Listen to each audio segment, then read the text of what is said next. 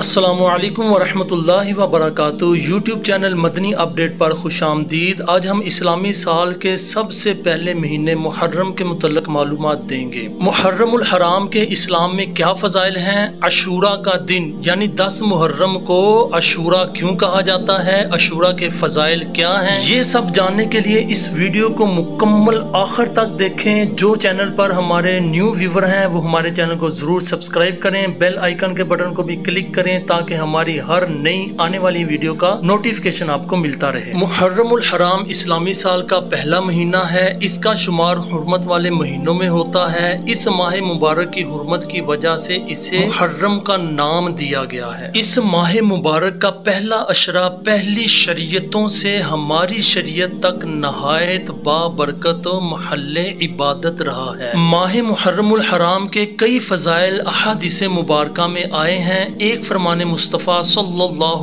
تعالی علیہ وسلم ملاحظہ کیجئے۔ ایک شخص حضور نبی اکرم صلی اللہ تعالی علیہ وسلم کی بارگاہ میں حاضر ہوا، عرض کی یا رسول اللہ صلی اللہ تعالی علیہ وسلم، رمضان کے علاوہ میں کس مہینے میں روزے رکھوں؟ ارشاد فرمایا اگر تم نے رمضان کے بعد کسی مہینے کے روزے رکھنے ہوں تو محرم کے روزے رکھو کہ یہ اللہ پاک کا مہینہ ہے۔ اس مہینے میں ایک دن ہے جس میں اللہ پاک نے ایک قوم کی توبہ قبول فرمائی اور دوسروں کی توبہ بھی قبول فرمائے گا۔ اس مبارک ماہ میں 10 محرم الحرام کو خصوصی اہمیت حاصل ہے۔ اسے یوم عاشورہ کے نام سے جانا جاتا ہے۔ 10 محرم الحرام کو عاشورہ کہنے کی ایک وجہ یہ بھی ہے کہ اس دن اللہ پاک نے 10 انبیاء کرام کو اعزاز و اکرام سے نوازا۔ یوم عاشورہ کو انبیاء کرام علیہم السلام اور اہل بیت اطہار سے خصوصی نسبت حاصل ہے۔ اس مبارک دنوں کی نسبتوں کا مختصر تذکرہ ملاحظہ کیجئے۔ یوم عاشورہ کو حضرت موسیٰ علیہ السلام کی مدد کی گئی اور فرعون اور اس کے پیروکار اس میں ہلاک ہوئے۔ حضرت نوح علیہ السلام کی کشتی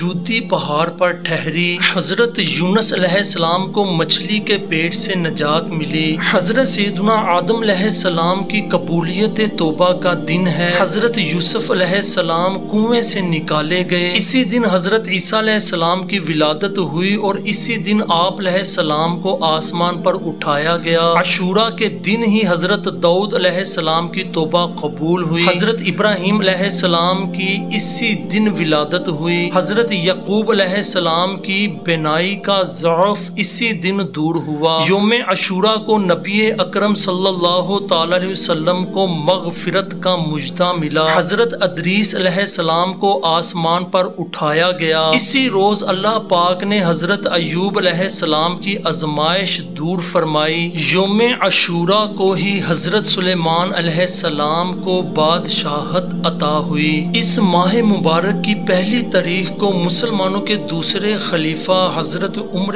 فاروق اعظم رضی اللہ تعالیٰ عنہ کی شہادت ہوئی، جبکہ 10 تاریخ کو میدان کربلا میں نواسہ رسول کریم شہزادہ شیر خدا حضرت سیدنا امام حسین رضی اللہ تعالیٰ عنہ اپنے رفقا کے ساتھ شہید ہوئے۔ اللہ پاک ہمیں محرم الحرام کا ادب و احترام کرنے، اس میں عبادت کرنے اور اس کی برکت سے تمام زندگی نیکیوں میں گزارنے کی توفیق عطا فرمائے۔